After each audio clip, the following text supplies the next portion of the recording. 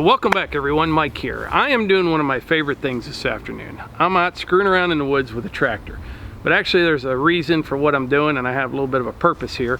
I'm cutting some trails to get close to a couple big trees that I need to take down here in the near future.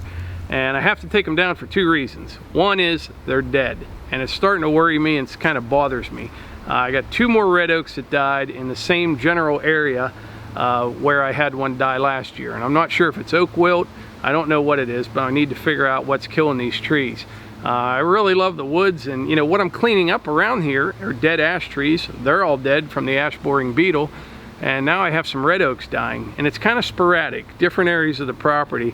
But one year they're just perfectly healthy trees. Next year the leaves don't come out and they're dead. I mean, done for. So I mean, I'll get a lot of nice firewood out of them, but I would rather them stay alive than keep you know, just dying for no reason. But anyway, let me show you what's happening here. So right here, look at this red oak.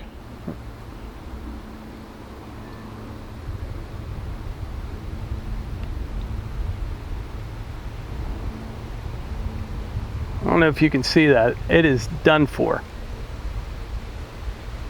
And then this one here right beside it,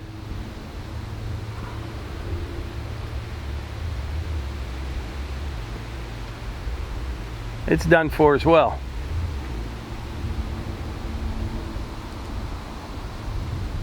So if anybody else in the Northeast has red oaks on their property that are dying like this, and you know why, let me know if you would please in the comments below.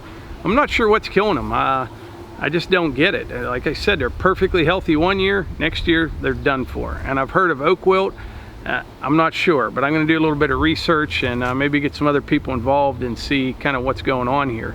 But yeah, I really like these trees, and you know, everything I'm cleaning up here, like I said, it's all the ash trees that are dead. Now I got oak trees dying. I mean, the maples and the cherries still, you know, they're doing okay, but I don't know what's getting them. The white oaks, I haven't had any problems with those, but red oaks are starting to go, and I can't figure out why. But anyway, the purpose of this video is kind of another part of the whole grapple series. I'm running the RK by Top Dog Granite Grapple on the RK37. Once again, I'm so impressed with this grapple on that tractor that's set up. I mean, the RK55 has a little more lifting capacity than the RK37, but this 37 handles it really well for what I'm doing out here in the woods. But when you're working in the woods with a grapple, there's a million ways that you can screw something up, you can hurt yourself, and it all comes down to just take your time. Nice and easy, slow and steady, watch what you're doing. And something else you want to do is, before you come out with a grapple even, you want to get out there with your chainsaw and cut everything, you know, 8, 10, 12 feet long, something like that. Not that the tractor can't pick it up, but it's hard to maneuver around all the trees with those logs. And then you get things in a bind and you get all jacked up. So, you know, you want to just kind of run through with a chainsaw, all that stuff that's falling on the ground, just kind of whack it up a little bit, 10, 12 foot lengths, something like that, or however tight your trees are. You want it to be a little shorter than that. And then just like I say, take your time. I mean, there's a million things that can go wrong. You know, you're pushing a pile of brush and there's sticks coming up behind you, on top of you. You could hit a tree and a limb could come down on top of you. So I just take my time. Slow and steady wins the race in this case, and you end up going back to the house without any injuries, and that's the good thing. But anyway, the grapple itself, I'm thrilled with this thing. I mean, it's amazing. With those teeth on the bottom that stick out, they're about this long, and that's all the longer that I want them. You can rake the ground real nice, leave the topsoil with it. I love this thing.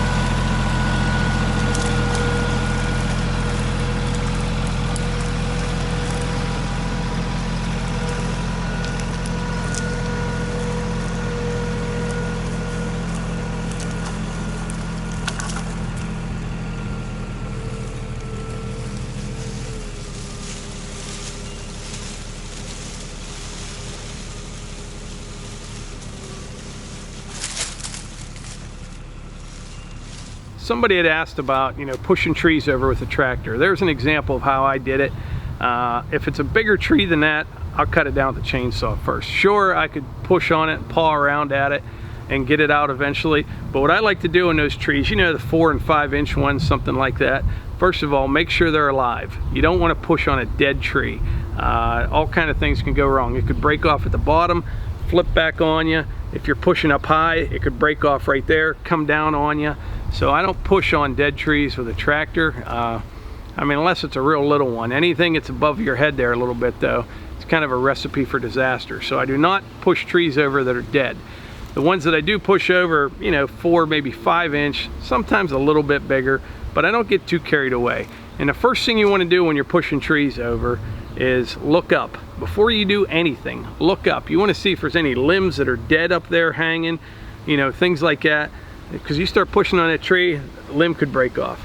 Don't ram the tree. If you ram into that tree hard, you could either break something on your tractor, or just jarring that tree, something could fall down out of the tree on your head.